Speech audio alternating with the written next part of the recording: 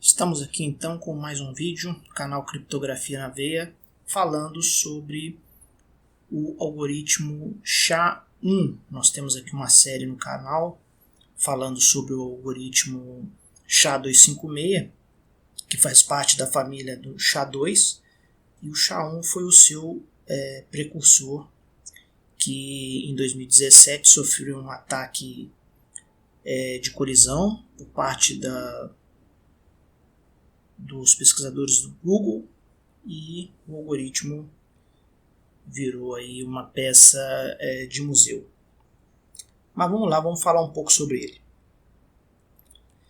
Bom, o que é o SHA-1? O SHA-1, assim como o SHA-256, é uma função de hash, né, projetada pela Agência Nacional dos Estados Unidos e foi padronizada pelo Instituto Nacional de Padrões e Tecnologia, o NIST. Isso foi em 1995. E desde 2004, 2005 que a função SHA-1 sofre ataques teóricos, né, que são aqueles ataques que prova-se que, em teoria, você tem a possibilidade de quebrar o algoritmo com menos do que o que seria necessário pela força bruta. Como o SHA-1 ele é um algoritmo de hash com um tamanho de 160 bits, a força bruta para a colisão é um esforço de 2 elevado a 80. E isso já tem sido provado desde 2004, 2005, né, que ele é suscetível a esse tipo de ataque. Bom, a origem do SHA-1, então, como eu falei, foi em 95, né, que foi instituído o padrão, e desde a sua publicação ele tem sido adotado por muitos padrões de segurança governamentais, industriais e também assinaturas digitais, certificados e etc. E acreditava-se em 95 que o SHA-1 era muito resistente a colisões, uma função muito rápida também. Bom, a estrutura do SHA-1 é semelhante ao do SHA-256. Temos aqui uma série aqui de 3 vídeos no canal sobre o SHA-256 detalhado, se você tem interesse em conhecer a função em detalhes. Conselho que você vá lá e veja essa playlist. Aqui eu vou passar genericamente, né? Os algoritmos eles são da mesma família e são um pouco parecidos. Né? Nessa parte aqui nós temos a questão do preenchimento da mensagem, né? Porque como ele trabalha com blocos de 512 bits, se a mensagem tiver um tamanho menor, ele tem que ser completado com um bit 1 mais um número de bits zeros, no caso aqui é 423, reservando os últimos 64 bits para o tamanho da mensagem. No caso aqui 24, tamanho da mensagem em bits. Né? O mesmo processo utilizado pelo algoritmo SHA-256. O algoritmo SHA-256 utiliza 64 constantes e o algoritmo SHA-1 utiliza apenas 4, porque ele tem, diferentemente do SHA-256 que trabalha com 64 rodadas, o algoritmo SHA-1 trabalha com 80 rodadas, numeradas de 0 a 79. Então, para cada grupo de 20 rodadas, você tem aqui uma constante hexadecimal pré-definida para essas 80 rodadas de processamento, né? Uma para cada 20. O valor inicial do hash também, no caso do SHA-1, são 5 palavras, né, de 32 bits, o que totaliza 160 bits. E no caso do SHA-256, teríamos 8 valores, né? E aqui só temos 5, justamente porque o hash do SHA-1 é bem menor, né? Ele é de apenas 160 bits. As funções utilizadas no SHA-1 também são um pouco parecidas, né, com as funções utilizadas no SHA-256. Só que cada função é utilizada por 20 rodadas, né? Excetuando aqui essa função parity, que é utilizada 2 vezes aqui. Né? A função CH, esse circunflexo aqui significa end, e esse aqui significa o not, né? Então, você tem aqui as operações binárias e esse símbolo aqui significa o exclusivo. Bom, para cada rodada, para cada bloco de rodadas, você utiliza uma dessas funções de modificação. A preparação da mensagem também é bem semelhante ao SHA-256, que você tem a mensagem, que são 16 palavras de 32 bits, numeradas de 0 a 15, e as palavras de 16 a 79 são calculadas em função das palavras já existentes, né? Com uma rotação de um bit para a esquerda no final. Na realidade, o exclusivo, né, entre várias palavras, com uma rotação de um bit à esquerda. Então a palavra, por exemplo, 16 seria 16 menos 3, 13, né? Seria a palavra 13 o exclusivo aqui, XOR com outras palavras. Gerando esse vetor de 64 palavras, né? Aqui nós temos as variáveis funcionais A, B, C, D e E, com o valor do hash inicial ou o valor da rodada anterior, né? O hash inicial, se for a primeira rodada, se for a partir da segunda, é com o hash anterior. E as 80 rodadas do algoritmo se processando aqui com essa estrutura, né? Rotação left, né? Para a esquerda de 5 bits na palavra a função, né? Com as palavras B, C e D, mais a palavra E, mais a constante K, referente, né, à rodada em si, já que são 4 constantes, mais a palavra W, né, de 0 até 79. E aqui, uma estrutura também bem semelhante ao SHA-256, excetuando aqui pela palavra C uma rotação de 30 bits à esquerda. E aqui as funções para cada grupo de 20 rodadas, nós temos aqui as respectivas funções, né, que são usadas aqui, aqui onde está essa função f de BCD. Ela é substituída de acordo com as rodadas por cada uma dessas funções aqui. Bom, aqui o cálculo do hash também é bastante semelhante, né? Você pega o hash inicial e soma com as variáveis funcionais A, B, C, D e E. Esse é o hash corrente, né? Ou o hash final, se for um bloco só de informação. E o hash final, calculado de 160 bits, é a concatenação de 5 valores, H0 até H4. Bem semelhante também ao SHA-256. Os ataques ao SHA-1 eles começaram em 2005, tem lugares que falam 2004, né? Por Wang e outros. E foi demonstrado que colisões de SHA-1 podem ser encontradas com complexidade inferior a 2 elevado a 69 operações de hash.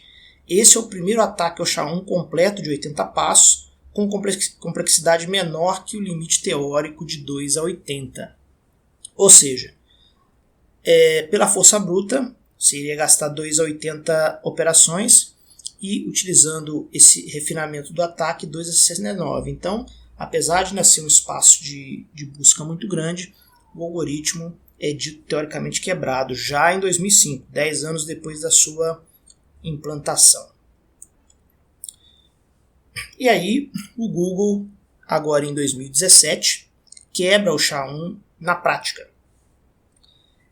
E isso aconteceu porque eles conseguiram encontrar 2 arquivos, no caso PDF, dois arquivos distintos, né, que têm o mesmo hash. Isso foi uma coisa bastante curiosa, né? Eu vou até mostrar aqui a página que foi anunciado, né, que o SHA-1 foi quebrado. Página aqui.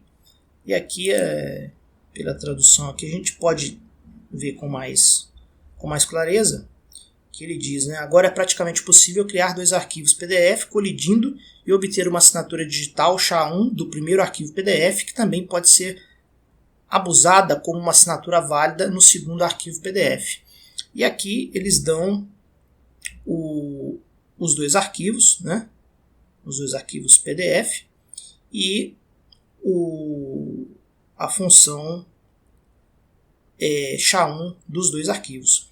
Eu baixei os dois arquivos aqui e fazendo aqui a operação aqui no Linux SHA-1 SAN PDF1 e o PDF2.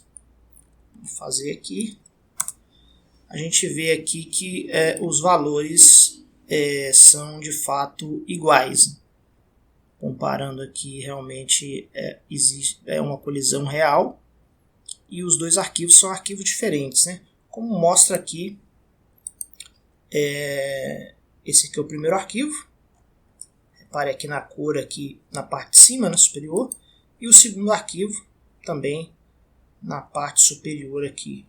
As demais informações são iguais. Eu tive também a curiosidade de fazer uma comparação aqui utilizando aqui a linha de comando para ver as diferenças dos dois arquivos, né? E eu vi que tem 62 bytes distintos, né? Nas posições entre 192 e 320. Então aqui está um mapa aqui dos bytes distintos, né? Na posição 193, um byte 163 e um byte 173, né? E assim por diante, vendo aqui as diferenças dos dois arquivos, né? 62 bytes. Realmente são arquivos muito parecidos, né? Porque a gente pega aqui o tamanho deles, são arquivos de mais de 422 mil bytes. Os dois arquivos têm o mesmo tamanho. 442.435 bytes para cada arquivo. São diferentes em 62 desses bytes, quer dizer, uma diferença pequena, mas um algoritmo de hash não pode ter colisões facilmente encontradas, né? E essa colisão é a quebra, né, do SHA-1 aí pela galera do Google. Bom, vamos voltar aqui.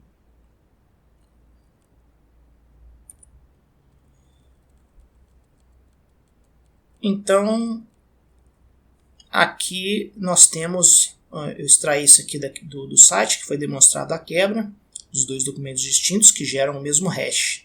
Então você tem um documento bom passando pelo SHA-1 e gerando um determinado hash. E um documento malicioso passando pelo SHA-1 e gerando um mesmo hash, né? Então isso é complicado, porque imagine que você tem, por exemplo, um contrato, e nesse contrato você alterou lá um número, um contrato, eu lhe devo R$100 e eu coloco que você me deve 1 milhão. E se os dois arquivos baterem o hash, na assinatura digital você vai estar assinando que me deve 1 milhão. E não que deve somente 100. Então isso é uma coisa bastante delicada do ponto de vista prático, né? Aí principalmente na assinatura digital. Bom, mas o SHA-1 ele já era obsoleto desde 2011. Né? Em 2005 começaram os ataques teóricos, mas muitos alegavam que os ataques eram teóricos, mas que na prática ia ser difícil para implementar. Mas em 2011 o NIST, já vendo as falhas do algoritmo, né, as deficiências, resolveu depreciar o algoritmo. Né? Mas apesar da sua depreciação, o SHA-1 permanece amplamente utilizado em 2017 para assinaturas de documentos, certificados TLS e também em muitos outros softwares.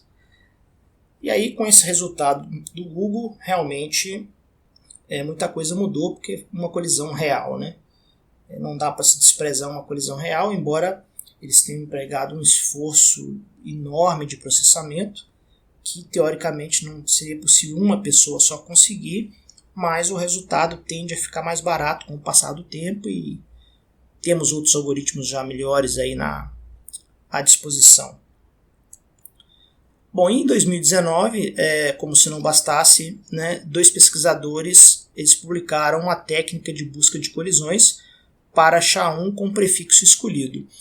Isso é um refinamento muito perigoso, porque você encontrar 2 arquivos que tenham o mesmo hash, por si só, ainda não permite um ataque totalmente efetivo na prática, né? Porque às vezes pode ser um arquivo praticamente aleatório com um arquivo com conteúdo legível, né? Mas eles demonstraram que é possível você, com um prefixo escolhido, gerar prefixos, quer dizer, uma parte do arquivo comum, você gera colisões com uma outra parte diferente. Então isso é uma coisa muito perigosa, e eu até coloquei aqui já o SHA-1 aqui na sua lápide, ao lado do MD4, que foi uma função de hash já antiga e há muito tempo depreciada, e o MD5 também. Então o SHA-1 não deve ser mais usado, né? Já com tantas evidências de fraqueza no algoritmo e uma colisão real. E como se não bastasse, em 2020 os mesmos pesquisadores publicaram um ataque devastador ao SHA-1, que foi um